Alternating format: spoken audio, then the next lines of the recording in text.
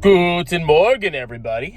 Welcome back to Strongman Personal Finance. My name is Christopher Belly. I'm a certified CPA accountant. I'm a fake boglehead investor. I'm author of the book Stop Being a Broke Loser. It's on Amazon. And we're going to talk about how I passed the CPA exam in 5 months. Now, what is the CPA exam, ladies and gentlemen? Well, it's a 4-part exam, and you have roughly a year and a half to complete all 4 sections of the exam, unless it's changed recently. Now, I got my CPA license in December of 2019. And like I said, it took me approximately 5 months to complete the exam. Now, this is one of the most difficult, challenging, and time-consuming professional exams that anybody could endeavor to take. I guess besides maybe the CFA or I don't know. But it's freaking hard, and the pass rates are pretty abysmal. I believe roughly half of all test takers pass, and it really depends, at least on the first try, and it really depends on the exam. Some exams are easier, relatively easier. Some are harder. So number one, my first piece of advice, before we get into the details, is that you want to take every single exam seriously.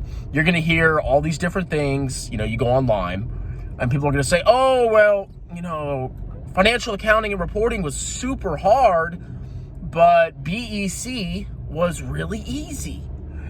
And if you kind of listen to those people and you say, hey, this last exam is going to be super easy, you're going to freaking fail it. As a matter of fact, I took BEC last, which is historically the highest passed exam.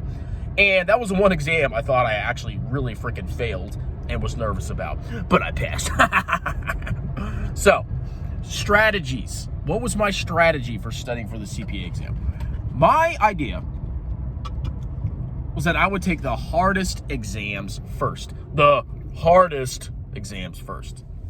And by going online and reading, I read that financial accounting and reporting, FAR, was the hardest exam. After that, I took regulation, REG, which is all about taxes and businesses. Oh, our business law. Horrible. Hated that crap. I hate law. And then I took auditing, AUD, AUD, and then I took BEC, which I think business concepts, something like that. I forgot. But my strategy was, okay, once you pass your first exam, your clock starts ticking. You have a year and a half, at least when I was taking the exam, to complete all the exams. And if you don't, you lose credit for that first exam you complete. So if you complete FAR, financial accounting and reporting, and then you take a year and 8 months to finish all your other exams, well, now you got to retake financial accounting and reporting because you didn't complete it in the allotted time. So my first advice is always take FAR first, financial accounting and reporting. Even if you're strong in it and you think you can blow it out of the water, you want to take FAR first. FAR has a ton of material. It is by far the most comprehensive exam. It's really what you would imagine as, real accounting. You learn everything there is to know about accounting. Consolidations, partnerships, factoring. Every minute concept is covered in the FAR exam when it comes to accounting. So my plan was I took FAR first, and it took me roughly a month and a half, 2 months to complete. Now, my study technique, I had a full-time job. So what I did was I went to work, and I had a really slow job. So when I had downtime at work or over my lunch break, I would do some multiple choice questions. But the bulk of my studying was at night. You need to have some kind of routine. That's the first major piece of advice. The CPA exam sucks. You're going to spend hours, hundreds and hundreds of hours studying for it. But the faster you study, the more you study, and the faster you pass the exams, the faster you never have to take that crap again. So literally every single night, I would come home and study for at least 2 hours. Every single freaking night. And then on the weekends, that's when I really made the money. I would have multiple study sessions, a little bit in the morning, a little bit in the afternoon, and a little bit at night. And while my social life, I don't even have one, but my social life definitely suffered a little bit, and I was stressed a lot. But I got so much studying done that I was able to finish the first exam in a month and a half. Now, my specific study strategy, what I did that personally worked for me, and I recommend people try this, is you're going to have some kind of software. You're going to have Becker, you're going to have Surgeon, you're going to have Wiley, whatever. What I did is I would go section by section. So let's say your software has 10 sections for financial accounting and reporting.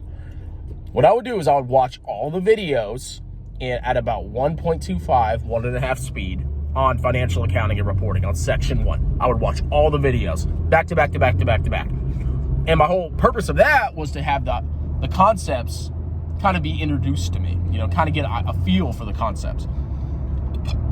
And then what I would do is I would immediately jump into multiple choice questions for the first section of the first section of financial accounting and reporting.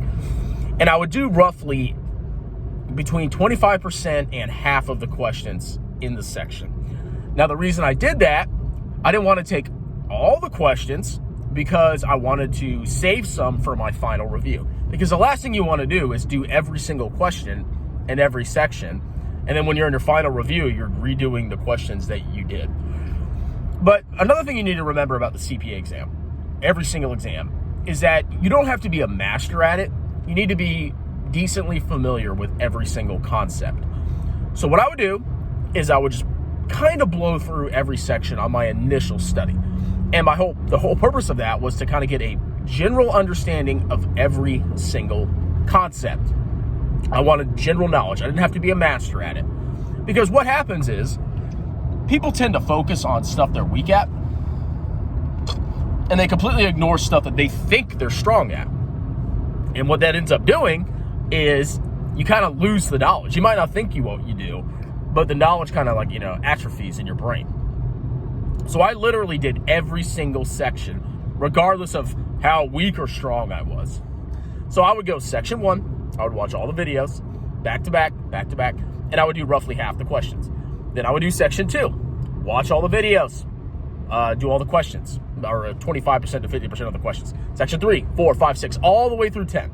And by the time I was done, I had a general knowledge of everything. I still sucked at some areas, but even if I sucked in my initial study, I would use multiple choice for some sections I wasn't familiar with. Let's say section 5, partnerships, was really hard. And I didn't get it, and I was getting a lot of the questions wrong. Well, even then, I would be like, okay, I'm going to come back to this. I don't want to get hung up on this section.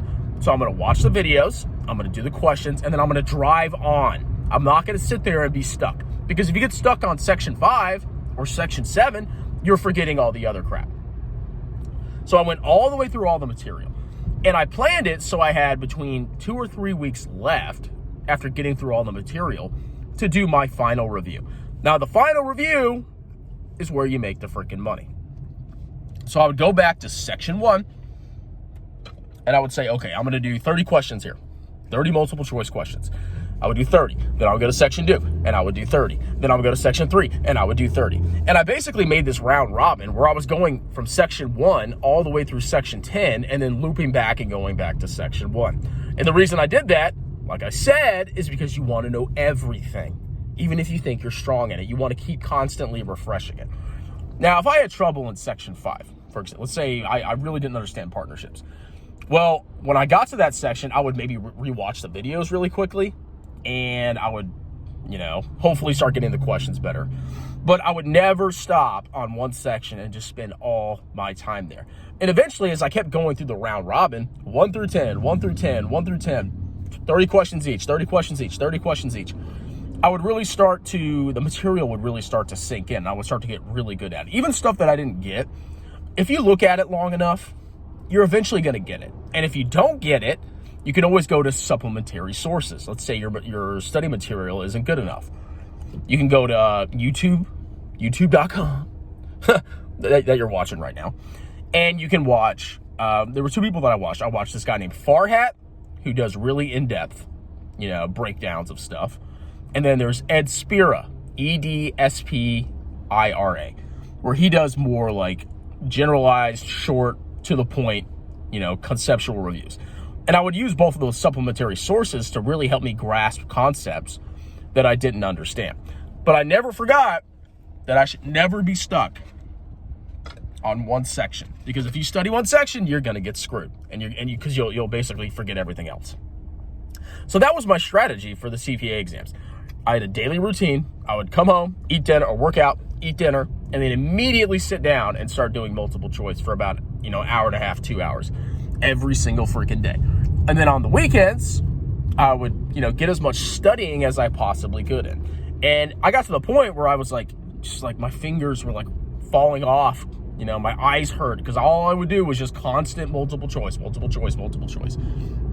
But while it sucked, it really helped the material sink in. Now, a lot of people ask if you should do simulations, because in the CPA exams, you have multiple choice questions, and then you have these simulations, which are more like complex, big problems. I think you should practice them a little bit, but at the end of the day, sometimes they just take too much time. And if you're spending all your time on simulations, you're spending too much time on one subject, because you might have a simulation on, consolidations, and you might spend an hour and a half, 2, 3, 4 hours trying to get through a couple simulations. And what happens when you do that? Well, you are focusing on one subject and you're forgetting everything else, because there's so much crap in these exams. If you focus on one subject, you will forget everything else, even if you think you know it. So I would do, maybe a couple sims per section, and I would drive on, but I would focus on multiple choice.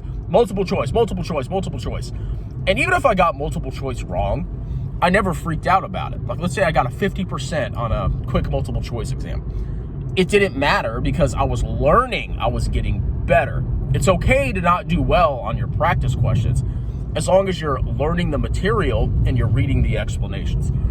So I literally did that for every single exam. I took FAR, then I took regulation, then I took auditing, and then I took BEC. And the strategy really worked. So my advice to you is, even if you fail an exam, try a new strategy, okay? Try a new strategy, but you definitely want to emphasize multiple choice questions, maybe a little bit of simulations, and you want to have a steady schedule, and you want to make sure that you're actually learning the material. And if you need to have supplementary sources, you can always go to EdSpira, or you can go to FarHat, or you can find a tutor like me. But that'll cost you some money. So that's all I did. Studies, and it was miserable. I was stressed. I was, working a full-time job. I was trying to find time to work out, and I was studying for the CPA exam. But getting through it in 5 months was amazing. And then come, the last test, when I got those results, you have to take the ethics exam too, which is annoying. But once I got the results, I was like, oh, I'm done, son. I'm done forever. So that's kind of it, okay? Don't focus on one section. Get through everything. Even if you don't grasp something, don't stay there forever. Move on and come back to it, because you need to know a little bit of everything. So that's my advice, ladies and gentlemen. If you're interested in more of these videos, I can talk more about the CPA exam. Leave some comments, if you have any questions, and I'll see you guys later. Cheers!